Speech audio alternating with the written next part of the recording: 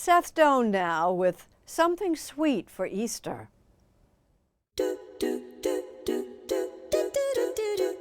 It pretty much always seems like Easter on this part of the line at Cadbury's chocolate factory in Bournville, England, where they churn out the cream egg. We make about 1 million a day here in Bournville. In a period leading up to Easter? No, all throughout the year. Easter is their biggest season, and the cream egg leads sales in this stretch. Adam Harris is a scientist for Cadbury. I'm probably giving away a little bit of an inside secret here, but the fondant is deposited in the chocolate, and then we put a small drop of the yolk in the centre, and then it's closed like a clam, and then wrapped in foil, and away they go. But what goes to which shelf can differ.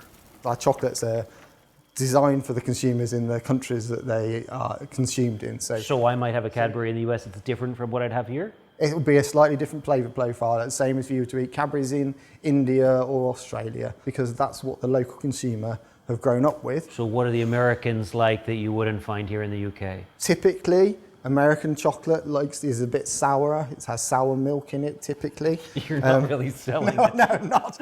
Harris says when developing new products, this is just a small selection of potential ingredients that you could add. 3 textures can be the magic number. I would be drawn toward the pistachio and the coconut, but that's a strange combo.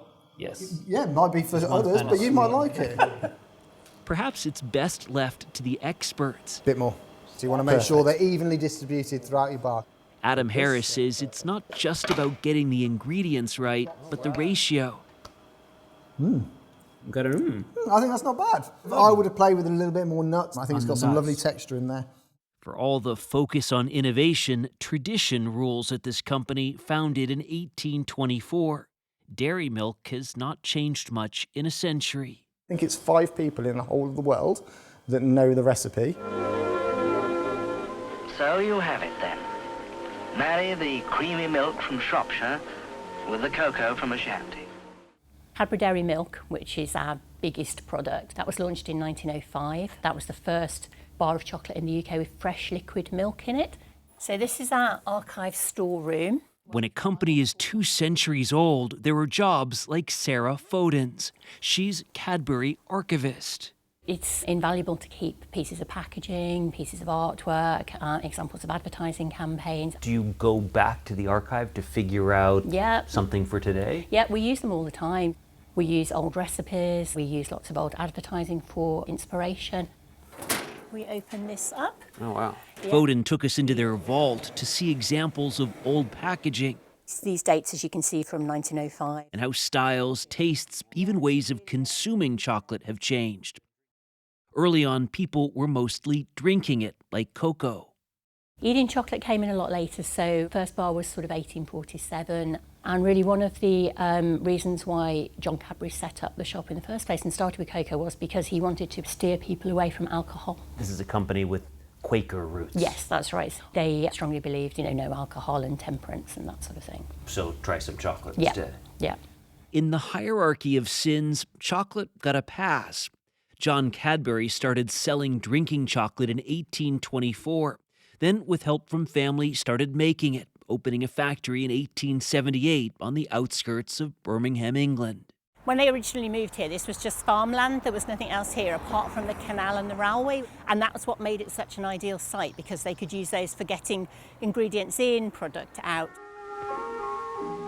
You surround the 80 acres of factory with 120 acres of gardens and playing fields. They were not just inventing new products, but a new place, Bourneville. They added the ville to make it sound more French? That's right, yes. So because the French were known for chocolate? No, just because at the time everything French was considered to be better or best, so that was why they called it Bourneville. Over the years, marketing strategies have shifted. If you opened to this page and said, what are we trying to sell?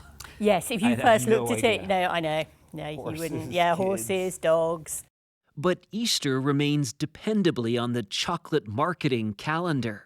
See, you've got the plain egg, and then they're actually hand decorating them with all of the sugar icing flowers. Wow. Sarah Foden says from the early days, the company recognized the value of the seasonal bump in sales. We did our first one in 1875, and that was just a plain egg filled with chocolates. Then over the years, they got more and more ornate. Ornate may have given way to automated, but as this company faces modern business challenges, Press that, and then it would have come out of the bottom. Let the into chocolate mold. out. Yeah. it's finding value in looking back This is a cream egg mould. to the classics. This is the first cream egg that we launched in 1926. And it's still selling in some form Yep. today. Yep.